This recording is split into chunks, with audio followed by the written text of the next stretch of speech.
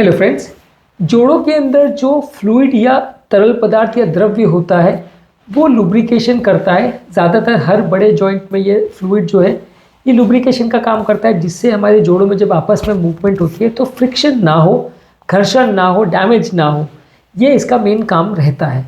लेकिन जब कभी भी उम्र होती है या कोई बीमारी हो जाती है, जोड़ों में सूजन हो जाती है, तो ये फ्लूइड कम हो जाता है, जोड़ों में घर्षण बढ़ जाता है, कार्टिलेज डैमेज हो जाता है और फिर दर्द बढ़ जाता है, चलना फिरना मुश्किल हो जाता है। तो आज कुछ इंपॉर्टेंट टिप्स पर बात करेंगे जो जॉइंट के लुब्रिकेशन यानी ये जो फ्लूइड रहता है उसमें आपकी मदद करेगा और इसको इम्प्रोवाइज़ करने में एटलीस्ट ये कम ना हो, इसमें आपकी मदद करेगा।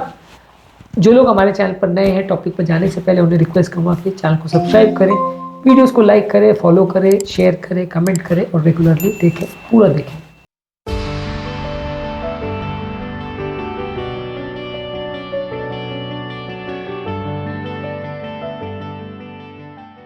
सबसे पहला और सबसे इम्पॉर्टेंट टिप है कि आपको पानी ज़्यादा मात्रा में पीना है। ज़्यादा पानी और एडिक्वेट मात्रा में पानी पीने से हमारी बॉडी हाइड्रेटेड रहती है, तो जॉइंट में जो फ्लूइड है वो सूखता नहीं है, लुब्रिकेशन बेटर रहता है। साइनोवियल फ्लूइड इस फ्लूइड को बोलते हैं, इसके लिए पानी का होना ज़रूरी है। ऐसा नहीं है कि जॉइंट के अंदर सिर्फ पानी ही बहता है और ज़्यादा पानी पी लेंगे तो सब ठीक हो जाएगा, वैसा नहीं है। पानी एक फैक्टर है जिसके माध्यम से आपके जॉइंट का जो हाइड्रेशन है वो मेंटेन रहता है और नलियों में घर्षण या फ्लूइड का जो प्रेजेंस है वो कंपैरेटिवली बेटर रहता है और फ्रिक्शन होने का चांस कम होता है। इसके अलावा आपको अपने डाइट में ओमेगा 3 फैटी एसिड्स लेने हैं। ओमेगा 3 फैटी एसिड्स जैसे कि fatty fish, salmon, mackerel, sardine, tuna, ये फिश में होता है। फ्लैक्स सीड, चिया सीड्स में होता है। वॉलनट यानी अखरोट में होता है। इसमें कंपैरेटिवली एंटी इन्फ्लेमेटरी प्रॉपर्टीज़ होती है जो कि जॉइंट के सूजन को कम करती है और आपस में घर्षण होने की वजह से जो डैमेज होता है उसको कम करती है। तो ये ओमेगा 3 फैटी एसिड्स को किसी भी फॉर्म में आप लें तो जोड़ों के लिए ये अच्छा है। इसके अलावा आपको हेल्दी बॉडी वेट रखना है। यदि आपका वजन बहुत ज़्यादा है तो जोड़ों पर घर्षण ज़्यादा होगा, जॉइंट्स का डैमेज ज़्यादा होगा, हर तरह के जॉइंट में आपको प्रॉब्लम ज़्यादा होगी। तो जॉइंट वाले पेशेंट्स को आपको हिदायत ये देनी होती है कि ये अपना बॉडी वेट प्रॉपरली मेंटेन करें, वजन को बहुत ज़्यादा ना बढ़ने दें। इससे ओवरऑल जॉइंट में डैमेज होने का चांस और वहाँ पे जो लुब्रिकेशन रिलेटेड इश्यूज़ होने का चांस कंपैरेटिवली कम रहेगा, इसलिए उनको बॉडी वेट को बढ़ने नहीं देना। इसके अलावा आप पेशेंट्स को रेगुलर एक्सरसाइज करनी है, जैसे वॉकिंग, स्विमिंग, साइकिलिंग, ये सारी जॉइंट की मोबिलिटी को इम्प्रूव करती है, जॉइंट के स्टिफनेस और घर्षण के प्रॉब्लम को कम करती है। तो रेगुलर एक्सरसाइज करने से पेशेंट्स को फ़ायदा होता है और जॉइंट में मोबिलिटी बेटर रहती है। Overall long term arthritis related problems भी कम रहते हैं। हाँ, ओवर एक्सर्ट नहीं कर रहे हैं, बहुत ज़्यादा अगर आप किसी जॉइंट पर फ्रिक्शन या घर्षण करेंगे तो भी वो बुरा है, तो वैसा आपको थोड़ा अवॉइड करना है। इसके अलावा जॉइंट फ्रेंडली सप्लीमेंट जैसे ग्लूकोजामिन और कॉन्ड्रोइटिन सल्फेट ये आप ले सकते हैं। ये सप्लीमेंट्स के फॉर्म में आते हैं, ये टैबलेट्स के फॉर्म में भी आते हैं। इसको आप लेोगे तो जॉइंट में थोड़ा फ्रिक्शन कम रहेगा और ये जॉइंट के लिए थोड़ा हेल्दी है।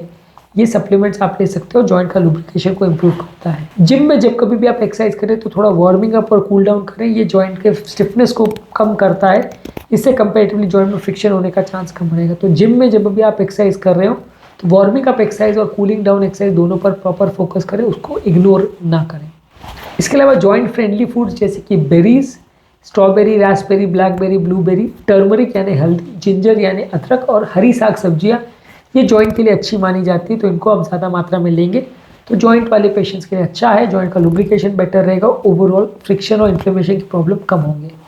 इसके अलावा आपको बैलेंस डाइट लेना है जिसमें विटामिन सी, विटामिन डी और कैल्शियम होता है। तो ये आपके जॉइंट की हेल्थ के लिए अच्छे हैं और फ्रिक्शन रिलेटेड प्रॉब्लम्स को कम करेंगे, जॉइंट का लुब्रिकेशन बेटर करते हैं। इसके अलावा जॉइंट फ्रेंडली एक्टिविटीज़ जो कि जॉइंट के लिए हेल्पफुल है, हेल्दी है, जैसे योगा और टाई ची, ये जॉइंट की फ्लेक्सिबिलिटी को बढ़ाते हैं, तो इनको करना चाहिए।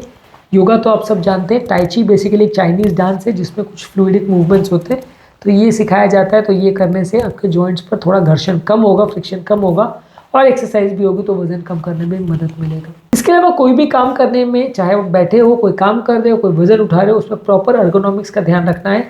बैठने का पोस्चर, खड़े होने का पोस्चर, कोई काम करने का पोस्चर यदि ठीक है, अच्छा है, तो आपको जॉइंट में प्रॉब्लम कम होगी। नहीं ध्यान रखेंगे, प्रॉब्लम ज़्यादा होगी। तो इसलिए जॉइंट्स में प्रॉपर मूवमेंट का, अर्गोनॉमिक्स का ध्यान रखें।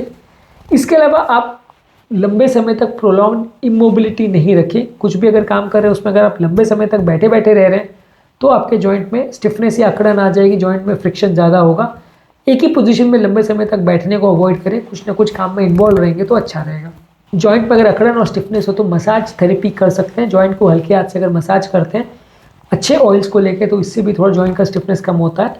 इसके अलावा स्ट्रेचिंग एक्सरसाइज कर सकते हैं। यदि आप एक्सरसाइज के बीच में थोड़ा स्ट्रेचिंग करते हैं तो इससे भी थोड़ा मसल में खिंचाव तनाव कम रहेगा और आपके जॉइंट का स्टिफनेस का प्रॉब्लम कम रहेगा।